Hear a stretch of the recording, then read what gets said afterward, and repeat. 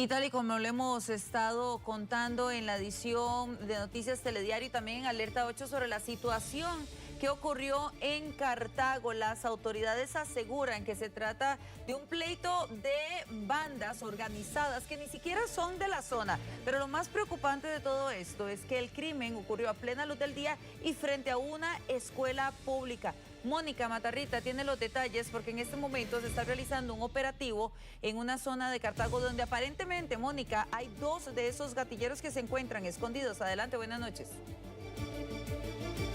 Buenas noches, Natalia, a usted y a nuestros televidentes. Así es, las autoridades todavía se mantienen en custodia de esta vivienda donde aparentemente podría estar el carro que utilizaron las personas sospechosas de participar en este violento homicidio y también se presume que podría haber algunos de estos delincuentes en la vivienda. Sin embargo, todavía se está en espera de poder iniciar el allanamiento. Nosotros preparamos la información respecto a lo que ocurrió el día de hoy acá en Llanos de Santa Lucía. Un grupo de estudiantes estaba en el comedor, estaban almorzando cuando fueron sorprendidos por este tiroteo. Vamos a ver la siguiente información.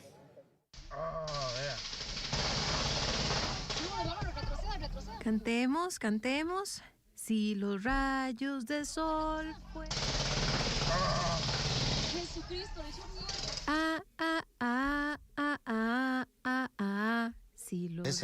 trata de tranquilizar a los estudiantes, la maestra habla con ellos, conversan. Hay una maestra que estando en el suelo con los chicos hasta les cantó una canción y aquello fue muy motivante para ellos, entonces se fueron tranquilizando.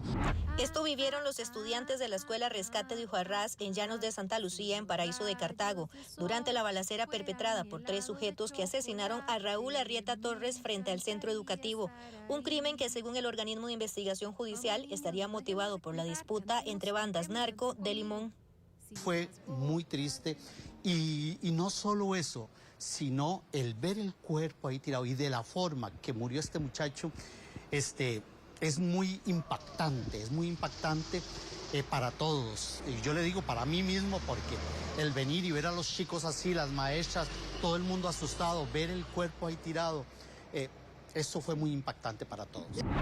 Todo ocurrió a eso de las 9 de la mañana cuando los gatilleros se bajaron de un carro y sin ninguna piedad dispararon contra la víctima. En la escena, la policía encontró más de 35 casquillos de armas de grueso calibre tipo AK-47 y AR-15. Y una de las balas rebotó impactando una pared del comedor donde estaban estudiantes de materno y transición. Los niños y los educadores no tuvieron otra opción más que activar el protocolo, tirarse al suelo y esperar. Y era gente llorando, gente en estado de pánico, estudiantes especialmente, muchos niños, porque era primer ciclo y son los niños más chiquititos de la institución. Y los docentes, lógicos, son seres humanos, también estaban muy asustados. Ellos tienen a cargo sus grupos de 35 estudiantes, donde tienen que responsabilizarse por cada uno de ellos. Para los especialistas, el comportamiento de los gatilleros evidencia una vez más la violencia con que actúan y su desprecio por la vida. Incluso en el tiroteo gritaban a los vecinos que debían lanzarse al suelo. Un modus operandi muy violento, despiadado, sangriento, pero sobre todo indiscriminado, en donde ellos no tienen el menor cuidado, el menor miramiento por el lugar en donde activan sus armas automáticas. No importa si están alrededor de escuelas, centros de salud, centros de esparcimiento social, centros de oración, ellos no tienen ningún cuidado. En la escena también había casquillos con la palabra rábano, el alias con que era conocida la víctima. Luego circuló este mensaje en redes sociales con amenazas de muerte. Una situación que las autoridades ya califican como terrorismo. Suma violencia, utilizando armas de alto volumen, armas de guerra realmente, y filtrando mensajes, los cuales lo que hacen es infundir miedo, temor en la población. Por eso es que le indico que básicamente estamos hablando de estructuras ya no solamente de crimen organizado, sino con vestigios de terrorismo, porque el terrorista no es solamente aquel que pone una bomba, sino el que causa temor en la población para él lograr tratar de controlar o adueñarse de ciertas zonas. Y es que además el crimen ocurrió a 50 metros de la delegación de Fuerza Pública. Bueno, en ese momento teníamos solamente al oficial de guardia en el sitio, dado que los compañeros estaban atendiendo otros incidentes en el lugar. Incluso dado lo que ocurrió, el incidente no llegaron a atenderlo, se devolvieron para atender esto dado la gravedad del caso, y por eso el tiempo de respuesta de básicamente 4 minutos. El OIJ confirmó que el móvil del crimen es un ajuste de cuentas y disputa entre bandas criminales. Además, que el fallecido y los asesinos serían oriundos de Limón. Desde esta tarde, el OIJ y Fuerza Pública custodian una casa donde se presume que estarían los sospechosos y el carro utilizado en el crimen. Mientras que en la escuela Rescate de Ujarrás claman porque vuelva la paz a la comunidad. Creo que esto se les fue de las manos al gobierno, al Ministerio de Seguridad, a nosotros mismos se nos fue de la mano. Esto es una comunidad que tristemente tiene esta situación. Anteriormente esto se daba solo de noche, como le decía hace un rato, solo de noche.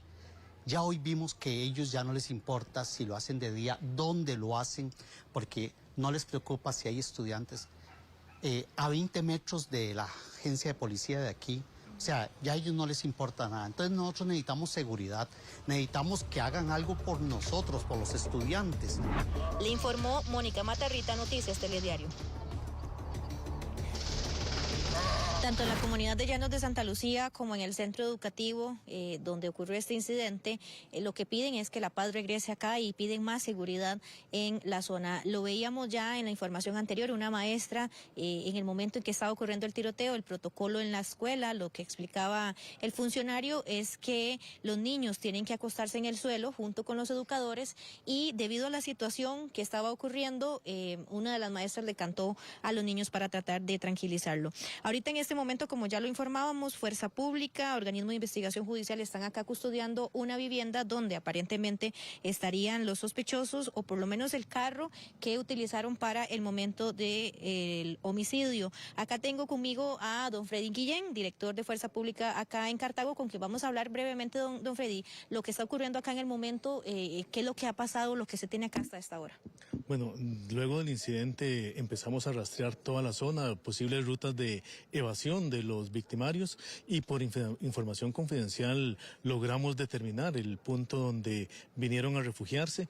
Se acordonó el lugar, lo tenemos tomado desde horas tempranas. Sin embargo, por videos y alguna otra información nos informan que los sujetos en apariencia salieron del sitio. Sin embargo, sí se mantiene el vehículo dentro de la cochera de esta vivienda y es lo que estamos esperando, la presencia del cuerpo legal para proceder con los allanamientos y el registro de esta vivienda.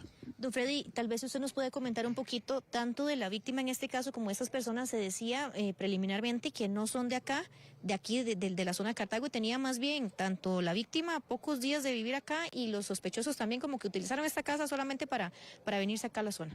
Sí, correcto. Dentro de la información que tenemos es esto, precisamente la víctima no es de la zona, sí por temas policiales y criminales lo tenemos ubicado en la zona del Caribe, en algunas de las estructuras criminales que operan en este lugar y de igual manera los victimarios han sido identificados como de una de las estructuras que de igual manera operan en la zona Caribe.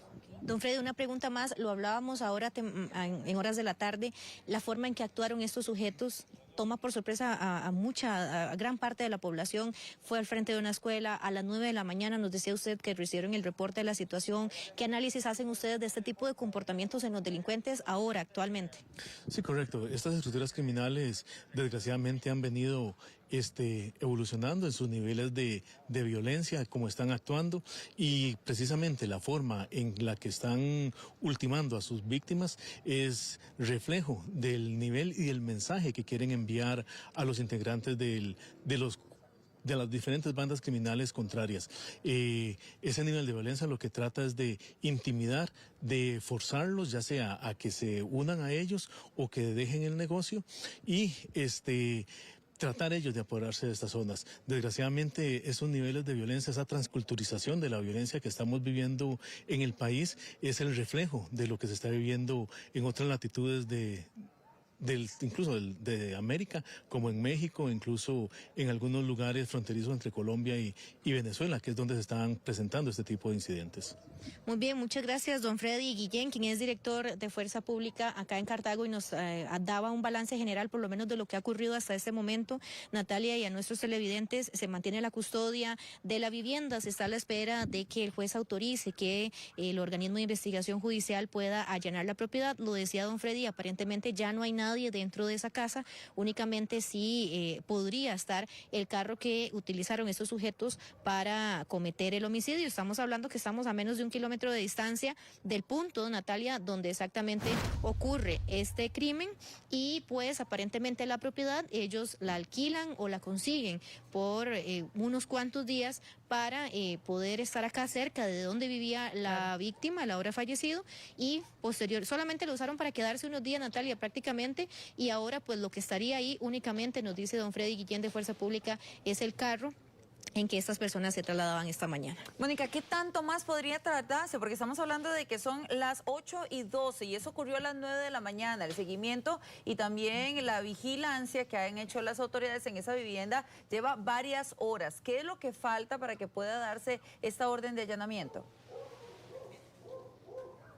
Natalia, por lo menos lo que nos comentaban acá las autoridades en el lugar, efectivamente, vamos a ver, ocurre el incidente a eso de las 9 de la mañana, de inmediato las autoridades lo que tratan de realizar es darle seguimiento a la ruta que pudieron haber tomado estos sujetos, y a eso de las 2 de la tarde ya se determina que podrían estar acá en este lugar. Estamos a un lado de la iglesia de Llanos de Santa Lucía, de la iglesia católica de Llanos de Santa Lucía, y a partir de ese momento, aproximadamente a las 3 de la tarde, se inicia con la custodia.